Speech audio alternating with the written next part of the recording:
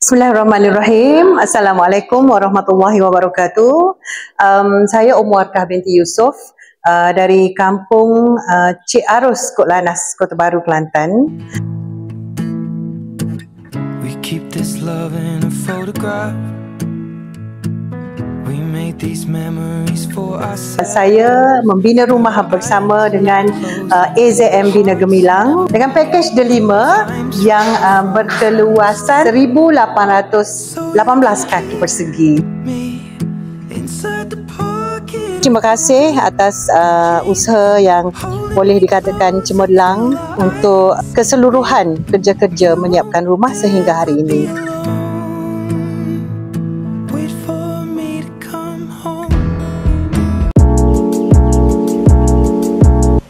Saya mengenali AZM Bina Gemilang ini melalui medsos lah. Sekarang ini memang tular di media sosial.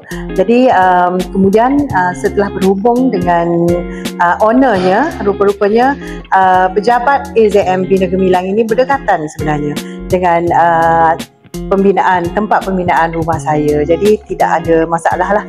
Dan seterusnya kita berhubung dengan lebih lanjut lagi untuk pembinaan rumah ini. Okey, untuk AZM Gemilang Sendirian Berhad ni, saya bagi 5/5 bintang. Apa yang menyebabkan saya suka dengan AZM Bina Gemilang ini, sebabnya apa saja urusan mudah dan cepat, dan kita boleh bekerjasama, berkomunikasi dengan baik, kerjasama, tak ada yang delay, semua memang ikut kehendak kita. Tentang hasil kerja Bina Gemilang ini memang perfect.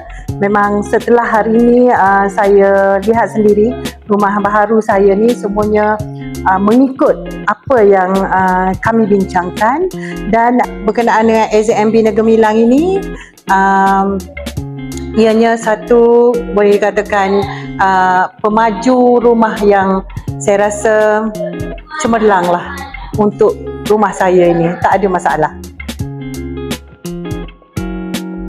Mungkin bagi saya lah ucapan untuk AZM Bina Gemilang ini, saya nak ucapkan berbanyak terima kasih, dan semoga selepas ini lebih lagi cemerlang, meluaskan perniagaan dalam pembinaan rumah ini. Dan saya juga nak cadangkan kepada semua anda di luar sana agar berhubung dengan AZM Bina Gemilang ini, dan insya-Allah kita akan mendapat satu perkhidmatan yang cemerlang, yang tak ada masalah.